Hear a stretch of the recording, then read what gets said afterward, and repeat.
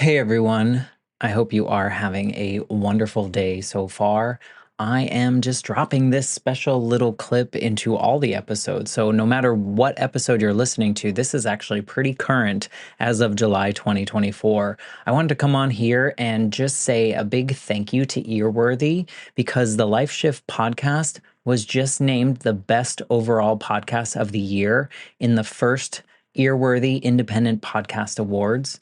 And you've probably seen some articles written about the Life Shift podcast before, written by Earworthy. And now he is launching from his online publication, he is launching these yearly winners of independent podcast awards. And these are specifically for indie podcasters. We are those that wear all the hats. We create the show. Some people write the show. We're producers, sound engineers. We troubleshoot all the tech. We do any kind of research if we need to. We host the shows. We distribute the shows. We do all the things that relate to our shows because we love it.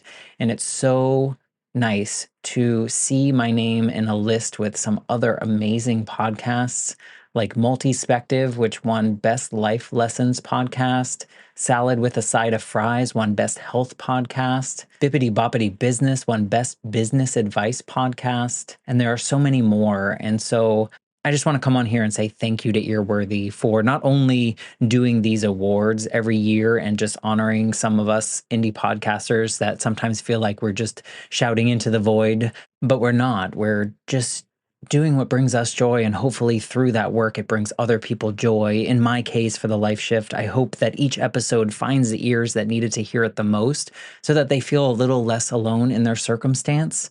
But also, Earworthy writes all these amazing publications pretty much weekly, every week, every weekday, I should say, where he writes on Blogger, Medium, Substack, Tumblr, Vocal, Many Stories, and for other places, and he really just highlights the independent podcasters.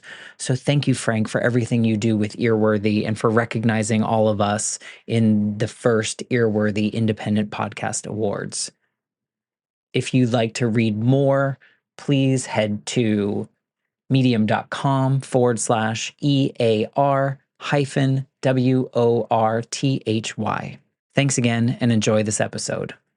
Hello, my friends. Today I wanted to share something special, and if you're a regular listener of the Life Shift podcast, then you probably know my story. However, I've had the opportunity of joining other podcasters on their shows over the last year, and I've been able to share different aspects of my journey, whether that's personal, professional, and sometimes a mix of both.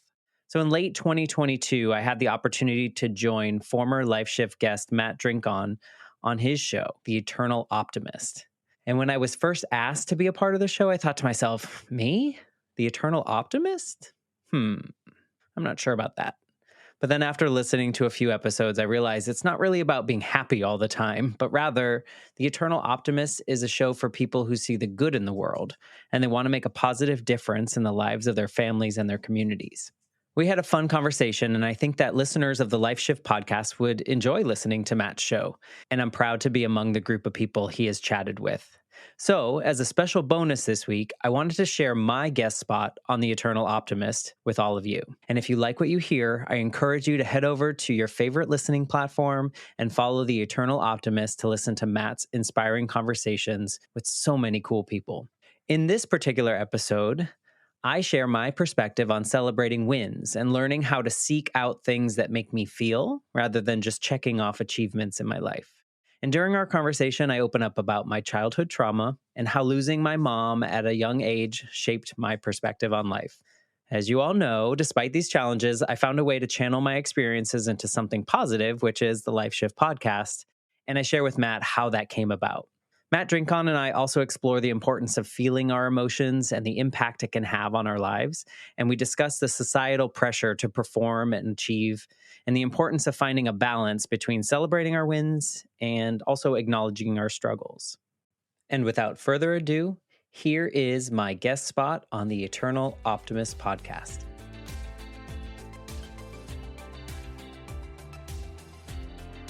Hello and welcome to the Eternal Optimist podcast.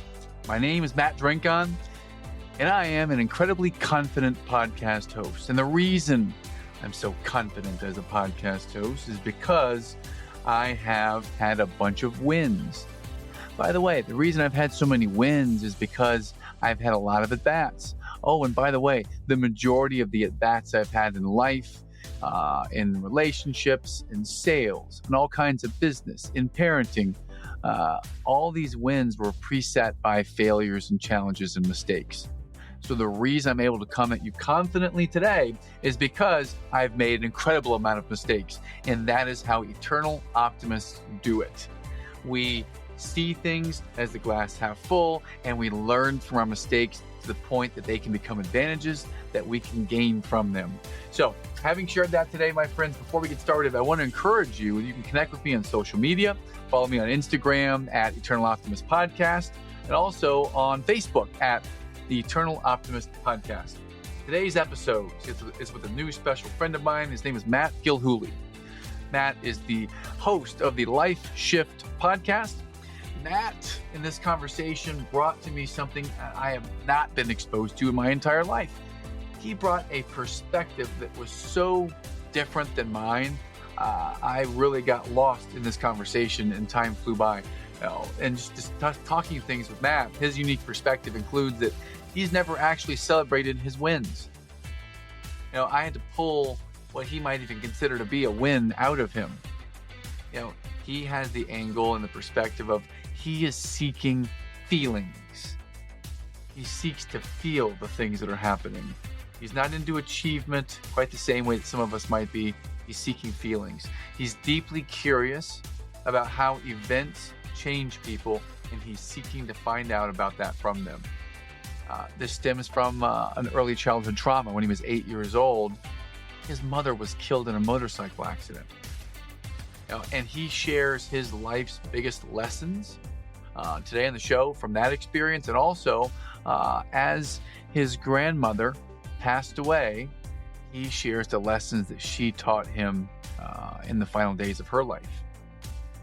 He's someone that's an amazing, amazing person. He asked a lot of great questions. This is a deeply intellectual, insightful conversation from two people who both live lives with core values of gratitude and who see things through different lenses. This is a fascinating, amazing conversation. It's my pleasure to bring to you my conversation with Mr. Matt Gilhooly. Enjoy.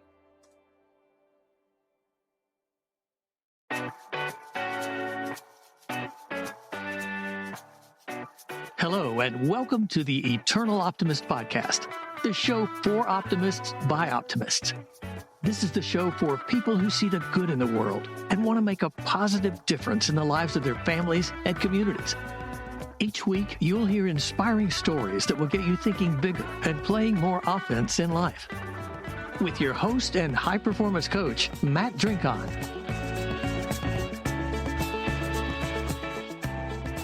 And with that intro, I would love to introduce my new friend and someone with an amazing sweatshirt and an amazing background I'm looking at right now in the live stream, Mr. Matt Gilhooly. Matt, welcome, my friend.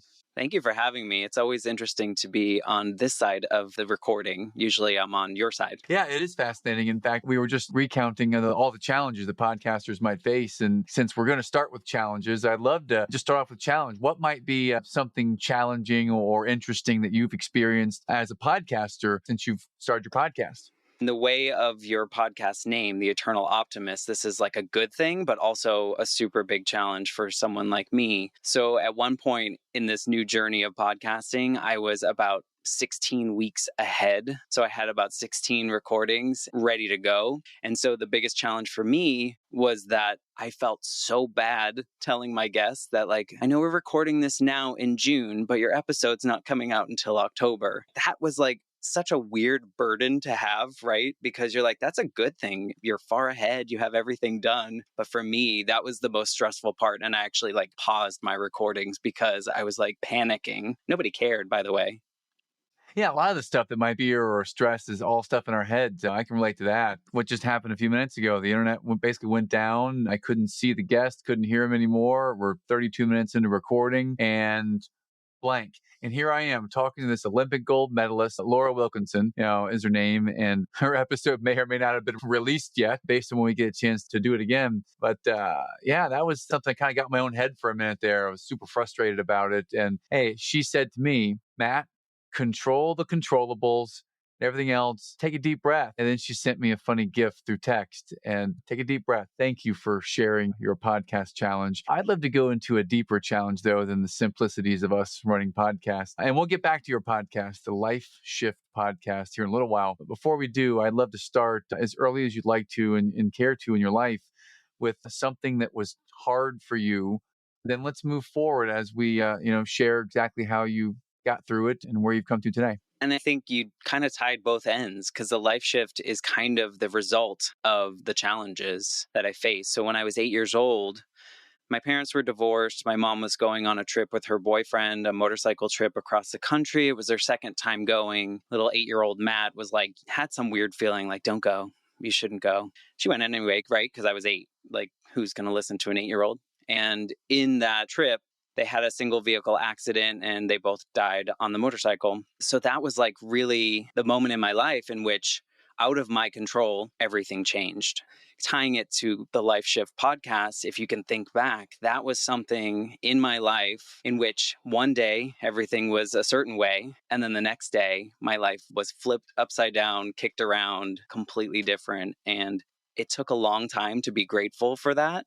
But now, as this version of me, 33 years later, I'm grateful for the experiences that I've had because of that. I think I'm a more formed human than I would have been had I not faced something like that as a child. Not to say it was easy. There were lots of years of hardness. But because of that moment in my life, I now get to do these things on my podcast that fill my cup 100%. I'm not even, first, I feel this great sense of empathy. I'm near tears, literally, just hearing about that as an 8-year-old. I can't imagine my kids now, 7 and 5 and 4. They lost one of us. My parents, I lost my dad at 29, and he was in his 50s, 59, almost 59. Yeah, that was the worst day of my life when that happened. But at that time, I'm nearly 29 years old, and it was still the worst day, but I've since been able to process. And now I'm grateful for some of the things that have happened as a result and who I've become as a result. But I was an 8. It feels even heavier and even more challenging. What was it like for you immediately after that, Matt, and kind of moving forward a little bit in your life into the future from 8 moving forward? Yeah, so my parents were separated or divorced, and my dad lived in Georgia and I lived in Massachusetts. So one, I've just lost a parent, but now I have to instantly move at the beginning of a school year to a new state. Everything's new. My dad was a part-time parent at that time because he lived so far away, right? So I lived with my mom. And so life was very weird because at 8 years old, you don't understand death. You don't understand the finality of it. And that it just doesn't make sense. And plus, this was like late 80s, early 90s. And I want to say that society at that time did not talk mental health, did not talk as much recovery from something like that, right? It was more hide it. You're fine. Look at all the good things that are happening. And I think my whole family prescribed to that rule of let's just not talk about it. Like just move forward. It's fine.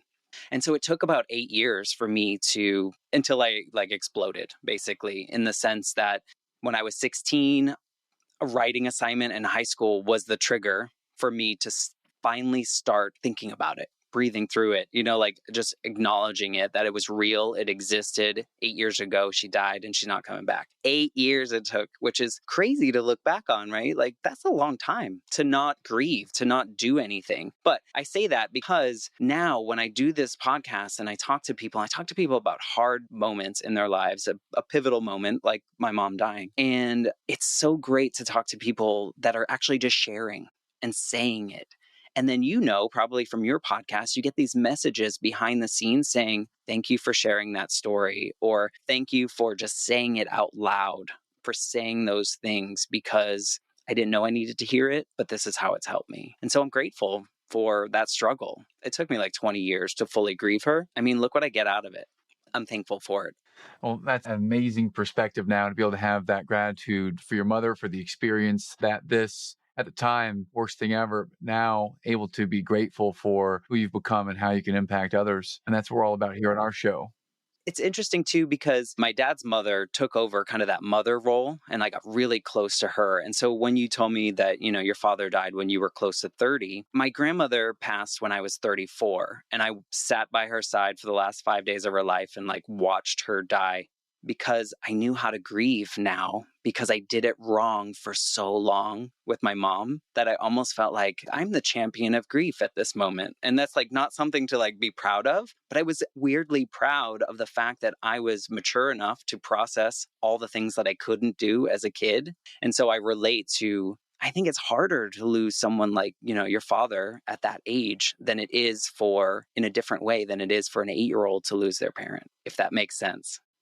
Well, unique perspective. Yeah, for sure. Maybe you don't know how to do it or how to grieve or how to process it at 8. And certainly at 29, I was at a place where I felt it, but I still wasn't able to process it even at that age effectively. My emotional intelligence, I was good at selling. I was good in business. I was not good at processing emotions.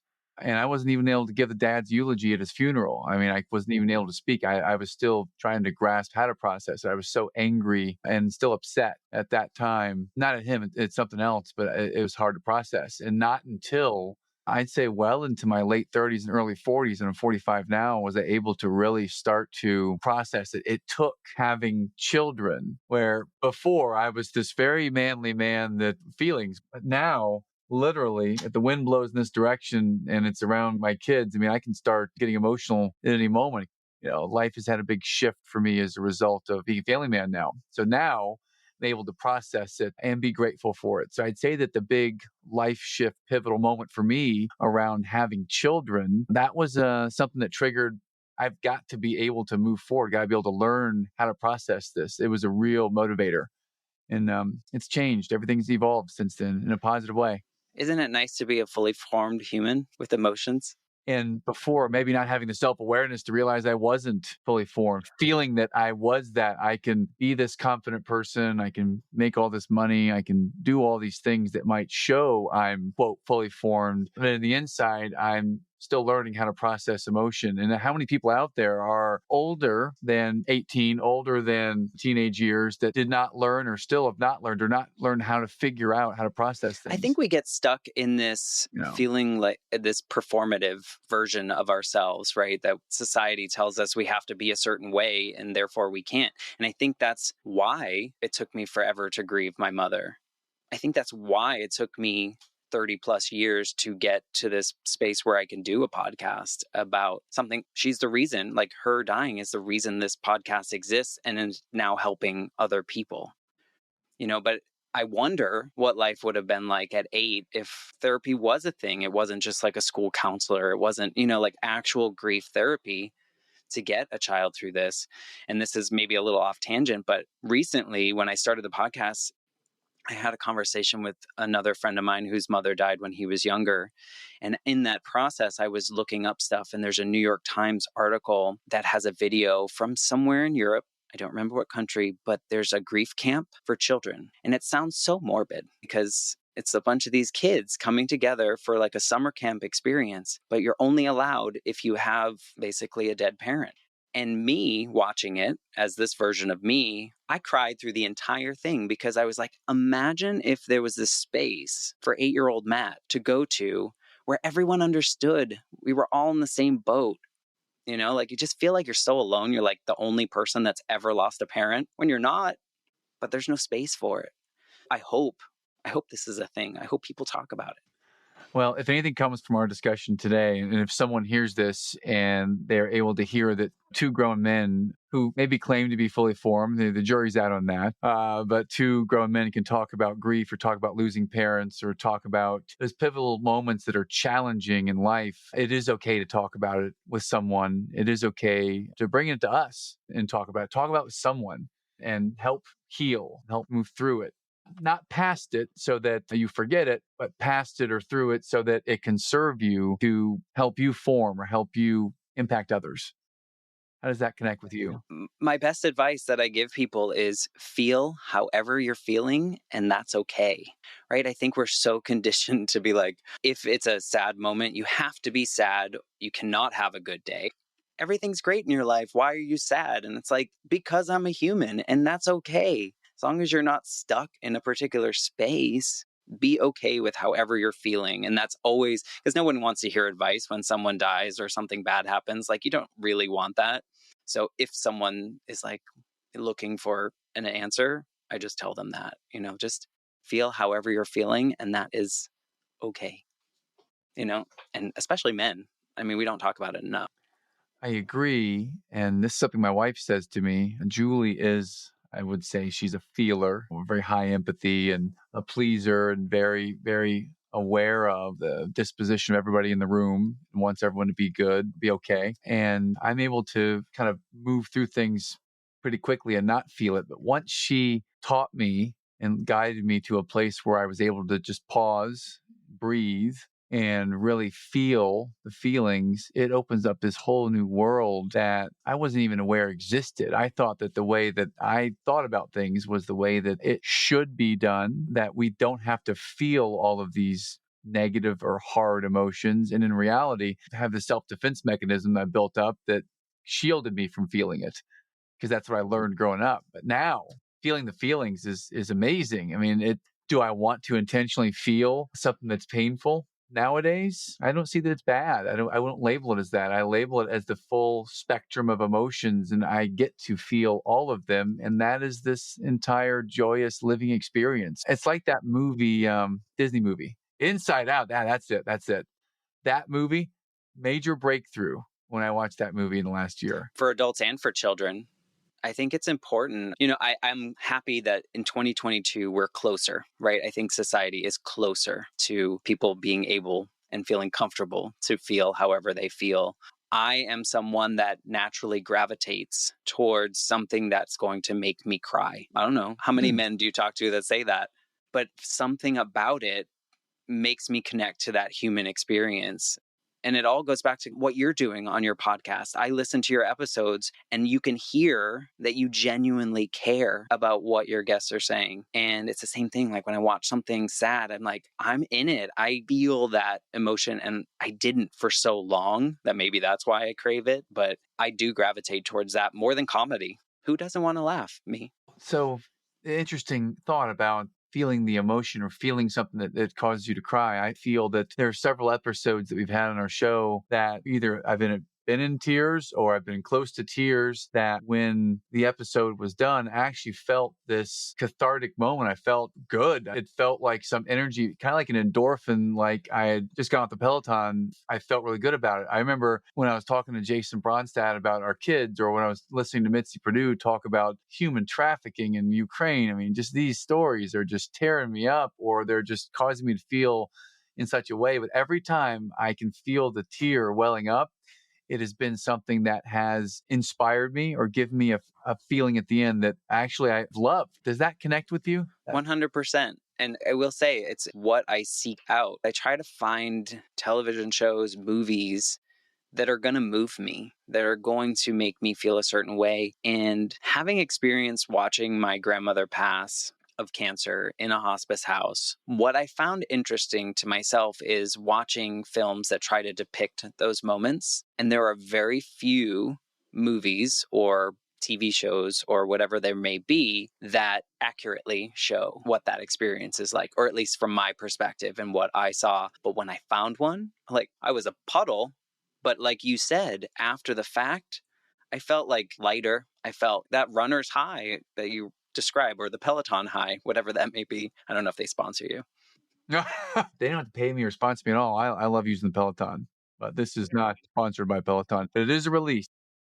It is a release, and some might get it from a sport, some might get it from a good crime, but it is a way to, you said, feel lighter. Yeah, I think feel lighter, feel better, feel something, right? I wonder then, since you gravitate towards things that cause you to feel, I wonder, does achievement of a goal or of winning something or a stack ranking, does any of that connect with you in any way, of achievement versus looking for something to feel with the show? How does that connect with you, Matt? That's a really interesting question because very recently, actually, I've never celebrated a win. And maybe I have, but anything big or monumental, I always felt like I just had to do the next thing that was expected of me. And I think that connects to having my mom die as a kid. I think it all comes back to that because people expect you to be okay. And they're always checking in. Are you okay? Oh, is he achieving? Like if I was to do poorly in school, then it was because my mom died, and not just because I was a bad student. Right. And so mentally, I think I was leading my life until my 30s as that 8-year-old. He was making the decisions. So it was always a check mark. So like I graduated high school, top 10. Oh, I think I was 11, but I graduated high school fairly high out of 600 students. I didn't celebrate that. It was, why wasn't it higher? And then graduate college and then get my MBA in 10 months. Check mark. It wasn't like these celebrations. So I don't connect those. But recently, I'm forcing myself until it gets comfortable to celebrate or acknowledge or like, oh yeah, I did that. I wonder if you've never celebrated a win, but you're attempting to. You're attempting to force yourself to do that now. I wonder what might be a win that you've had recently that you might be able to celebrate. Yeah. Honestly, the pandemic feels like it had the start of my win season for me in the areas that felt right, that felt good, that felt like something that I quote unquote brag about. So, during the pandemic, I was pretty bored. And so I opted to get another master's degree. And so going through that as a 40-year-old was a little bit different than it was when I was 22 going through my MBA. And so I was going into it to actually learn this time, whereas last time it was a check mark, right? I just explained that. So now the goal was to learn more and to achieve things and do as great as I could. So I finished that in August this year, 2022, and 4.0 graduated with distinction. I'm celebrating that now. During the pandemic, I taught myself how to launch on Amazon. And I celebrate every time I open that little window and I made $1. Those are the little wins. Those are the Yes. fun things. But now the thing that's filling my cup is the Life Shift podcast, and not the listeners or the numbers or the vanity metrics that everyone likes to talk about. Those are fun. And those are the things that I can, publicly share, but it's the reviews or it's the people behind the scenes that are like I had an episode where someone was talking about infertility and their journey to becoming a parent. And it's not something that enough people are talking about just like publicly open, like it is. It's something that people go through. And I got these messages behind the scenes like, thank you for the care that you showed in that conversation with your guest because we needed to hear it right now. I needed to know I wasn't alone. Those are the wins that I celebrate now. And those are maybe not as public, but it's the ones that keep me going. Thank you. You never know when you run a podcast what you're going to hear, who you're going to meet. And I love our conversation because I'm learning so much from a different lens because we're here today to help impact others and to share the story, but we have such a different perspective. We both came to gratitude as central themes in our life, but the way that we got there and the way that we have viewed achievement and wins has been completely different over our life. I'm just grateful to be able to hear such a different perspective and then turn some of the challenges into things you're grateful for. So we have that in common, but the way we got there was different. And I appreciate you for that, Matt. These conversations, it's the same. I'm sure I have the same conversations with people, and I'm just like, thank you for just being a human and for sharing your version of life. We're all on this earth kind of trying to do the same thing successfully, but we all do it so differently. Absolutely.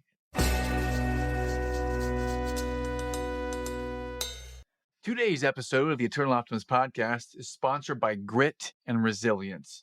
Straight talk today, my friends. There's some tough stuff going on in your life right now that you may or may not realize, and I want you to know that you can do it. If you needed to hear a voice of affirmation today, then here it is. You've got this. You can do it. You can figure out a way to do it. Figure out what's the right question, the solvable question challenge. How do you come up with a question that makes this game winnable and solvable? It could be a tough question. It could be a tough response of how you get there. The point is that you've been through tough things before. You're going to get through this thing. And at some point, you're going to learn to appreciate it. So my friends, wherever you're at today, right now, with all the tough stuff that you have right now, just know that you have the grit, you have the resilience to get through and make it happen. You can do it too. today's message on the Eternal Optimist podcast. It makes me wonder, and I don't even know if this question will connect with you. If I asked you, is there something in your world that you're excited about learning next? Does that question have any meaning to you? It's all around podcasting, honestly. Podcasting came to me. So my journey to this podcast, looking back, once I hit that, I told you when I was 16, I kind of had that breakdown. It was an assignment. I had to write about my mom. And from that moment, I started writing. I started sharing things that actually people told me not to share because those are feelings. You shouldn't be sharing those feelings. People don't have bad feelings or sad feelings or depression or any of these things. And so I was trying to find an outlet all along. And then I started doing digital art on my iPad. Trying to find an outlet, trying to find something that would fill whatever that gap was of in this grief journey, this long journey from when my mom died. And so during this master's degree, I took a class called The Art of Podcasting, mainly because it was an elective that scared me because I was like, what am I going to do? Who wants to hear me? So we didn't have to launch a podcast. We just had to record 2 interviews, kind of like pretending we were going to do a podcast. And I was like, you know what? This is calling to me. I'm always curious how one thing in someone's life, whether that it's intentional or an external force, has changed something. I want to have conversations about that. I don't want it to be a grief podcast because that's depressing, right? But I want to talk about these moments that have changed people's lives forever. And who knew that that one class would launch this podcast that it's literally the only thing I want to do all day long. I have a real job, but I want to do this.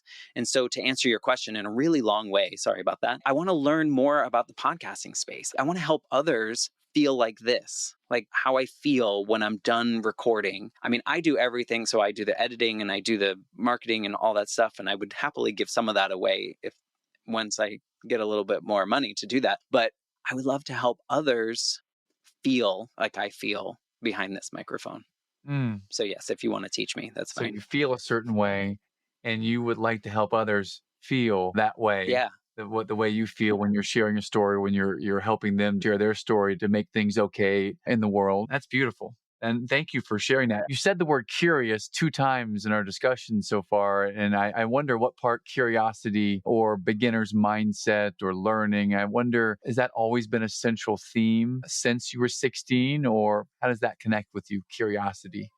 You know, what's funny is yesterday I was talking to a friend and she said to me, I love that you are not afraid to try something that you have absolutely no idea how to do just because it feels right. And so I think without the intention of being curious about a new topic, I kind of dive right in. Like weirdly, a year ago, I was like, I think I want to teach myself how to knit. I don't know why. I just want to teach myself how to knit. So I taught myself how to knit. So here I am, this 40-year-old sitting on a couch with some knitting needles and have no clue what I'm doing. But I was able to like knit a hat and a scarf. And like, there was no reason behind it, but I was curious, like, can I do this? Seems like I can. I don't know if I can right now, but I think I'm curious. I thought you were going to say that you knitted the sweatshirt that you're wearing right now. Well, so brilliant. So curiosity towards sharing the feeling, towards helping others to feel, towards helping others to feel that it's okay, it's all right to talk about some of these taboo subjects or these challenging things. I appreciate that you have that perspective, and curiosity and gratitude are central themes. I'm curious what else might be hard for you right now. Any other challenges that you're approaching with curiosity and gratitude, Matt? Yes. I mean, everything's hard. I feel like life is hard. I don't think that, I feel like it's everyday struggle to not be performative, to not try to align with what we've been taught society wants us to be. I think that's a constant struggle. And this is going to sound weird, and maybe I'm using the wrong word, but I think once I started being a little bit more selfish about what I wanted to get out of life and the experiences that I had, it actually like opened the door to create the things that also happen to help other people or just bring other people joy. But it was really leaning into like, I don't care what like knitting. I proudly showed that off. I was like, look, I made a scarf. That's pretty cool. But like, I feel like society would say men don't knit. Like, that's not a thing. I think once I was just like, no, I want to learn that. I think it might be cool. So I think once I started to be a little bit more selfish about the things that bring me joy and not what I thought the world wanted me to do to be successful, I think it's helped me with those challenges of just like not succumbing to what I felt society wants me to be or do. I love the space we're in right now. This is a central theme, I feel, to a lot of people being able to accept themselves and being able to move forward is the fear of other people's opinions or the fear of society's judgment. And you have said, F that. I'm going to be a little selfish here and I'm going to learn and lean into how not to care what others think. And I would applaud you for that, man. I wouldn't say that's selfish if selfish is termed to be a negative term. I think that's selfish for the good. I mean, I believe wholeheartedly that we have got to, it is our imperative that if we want to have the best impact we possibly might on ourselves, on our families, on communities, on the world, then to use your term selfish in the way you used it, we've got to be a little bit selfish. We've got to put our own oxygen mask on first. And we've got to be in a place where we are okay, where we are good, where we are working on ourselves. And when we're in that spot, then we're able to give the best we can to others. And so many people don't do that because they're shackled by other people's opinions. And you are learning. And do you have a master's degree or a PhD in this yet? I don't know. But you are doing a heck of a good job. By knitting, you probably can teach the class if you're able to knit and share it out loud and not feel scorned or judgment. I feel you're so far on the journey. How far are you on this journey of caring what others think about you? Probably the day after or the day that my grandmother died. I think that's when it started. So 2015, I said she died in a hospice house and beautiful place. But when she was having her final lucid moments, she told us, those of us around her, she said, I wish I hadn't worried so much because all that matters is love in the end. And it sticks with me because my entire life up to that point, I worried about the dumbest things and the things that didn't matter. And I worried about what so-and-so thought. Like, they're not even thinking about me. Like, they don't even care, right? Like, why am I worrying about that? And so from that moment on, I've tried to do my best to limit what other people think of me because I can't control that. And why should I? Why should you? Yeah.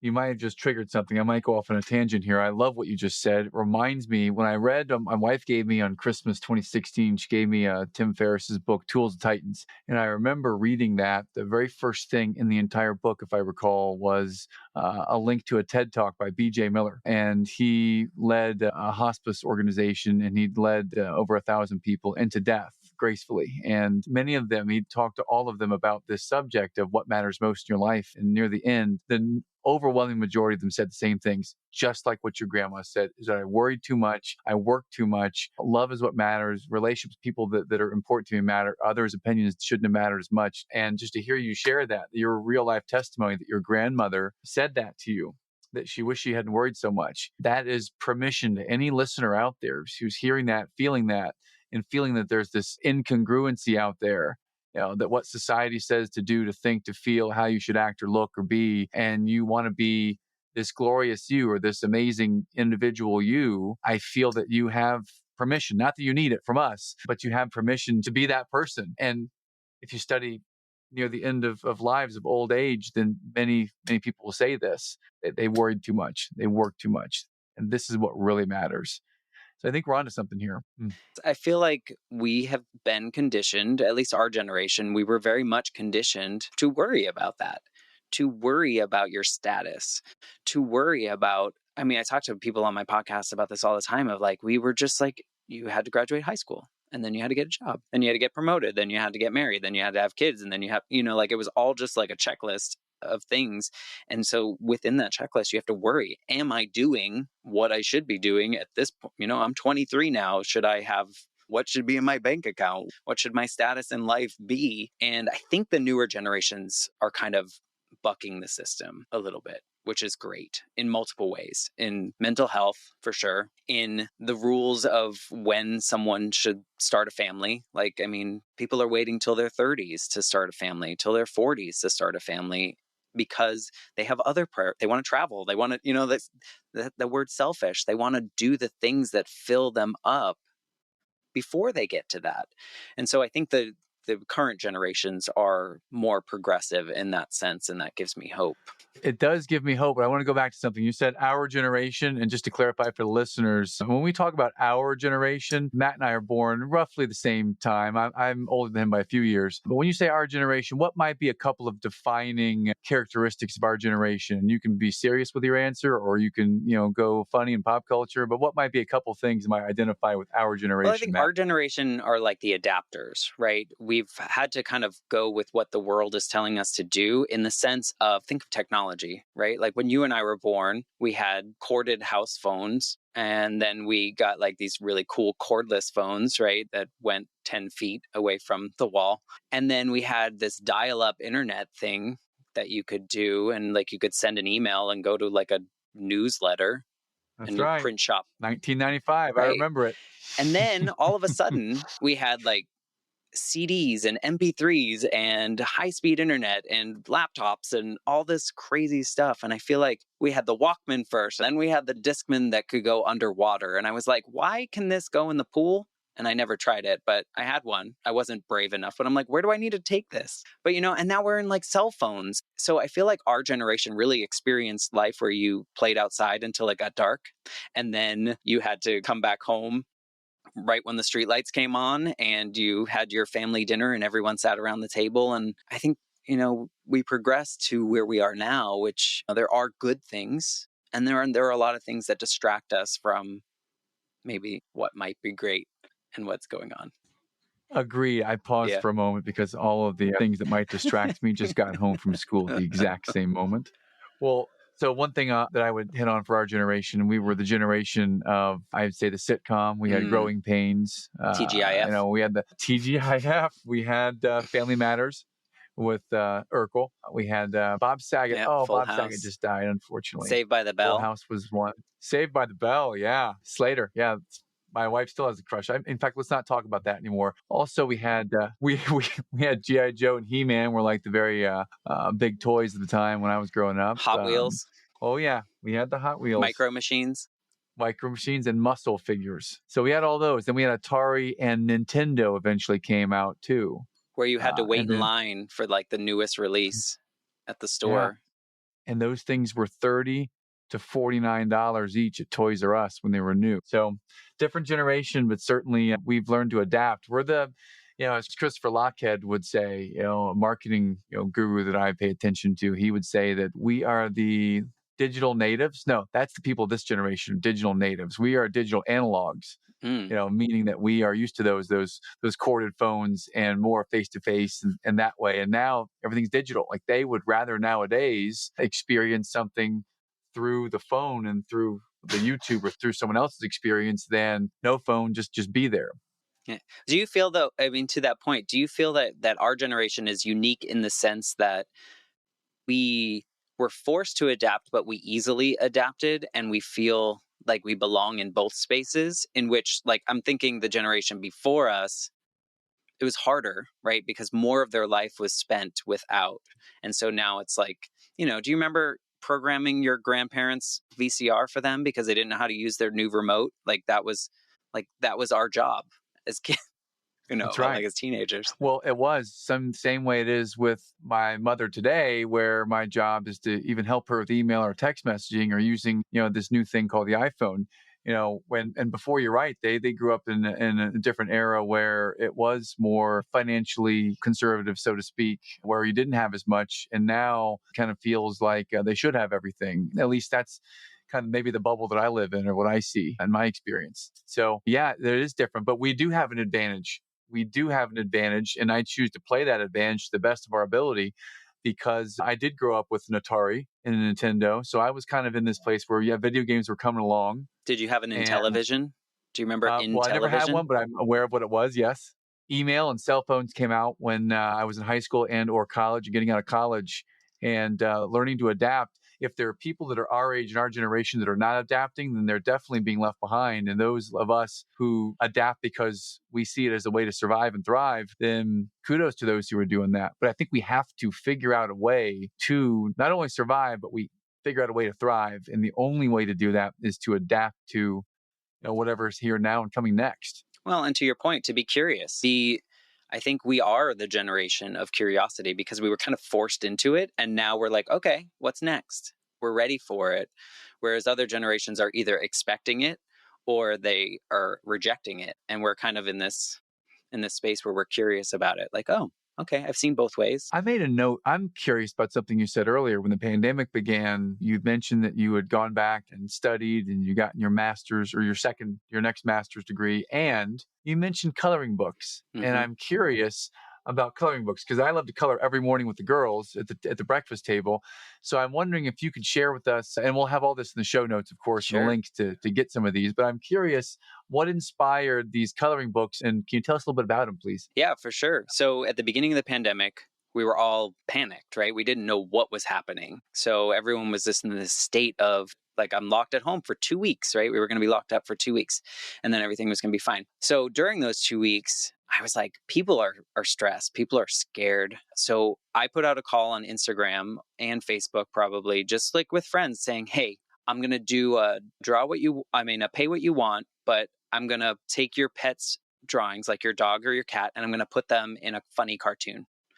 And so it started as that. And then that over 2 months' time, I did like hundreds of them for people, like $5 or something. And I gave that, and I would take out the background of whatever picture they gave me of their dog. And then I would put them in some weird thing. A lot of them driving cars, a lot of them flying spaceships, a lot of them with rockets on their back or jumping into a pool. One had a hula hoop on. Just whatever I saw from that picture. And so I was doing that. And then I ended up raising money for this dog shelter that a friend used to own during the pandemic to try to keep their lights on and stuff because they weren't able to do their business. So I did kind of like a fundraiser for that.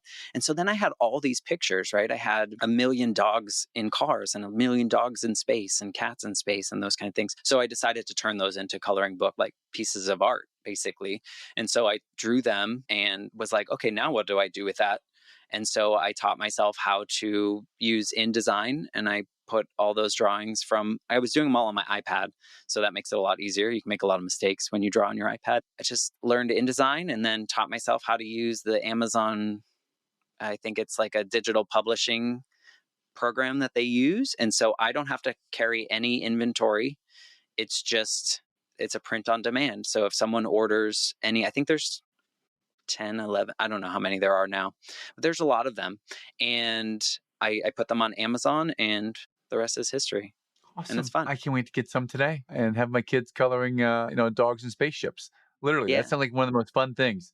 No joke. I cannot wait to get some today. Well, and the fun part about it was that when these people would get the picture, they would smile, right? And that's what everyone needed, is like they just needed to see their dog wearing like a hula outfit with some crabs on the sand in Hawaii. Like that was one of the drawings. And she just burst out laughing. And I was like, win, like we all win. Well, this is amazing. I am so glad we're talking about your creative spot. When I went to your website, the first thing it says is I'm a creator. And I'm wondering, what might you be creating next, Matt? What's in store that we have to look forward to next? For me, I think my journey right now is going to be with the Life Shift podcast. I'm launching season 2, and I have newer equipment and kind of better stuff going on as far as the technology goes. But the stories are still great. I want to have these candid conversations like we're doing here about these pivotal moments that have truly changed people's lives. I just had a really interesting one with a topic that like people just don't talk about enough, kind of like that infertility example that I gave you. And so I think that's next for this creator, this version of me that wants to create stories. I think it comes from being that 8-year-old Matt. Like I needed to know that I wasn't alone. And if every episode that I create can hit the one set of ears or just a single ear, that was the story that they needed to hear that day, then we win. Amazing. Well, Matt, how might our listeners find out more about you and what you're doing and get to your podcast? Tell us a little bit more about finding you, please. Sure. So the podcast is on all the platforms. I do have a website, which is just www.thelifeshiftpodcast.com.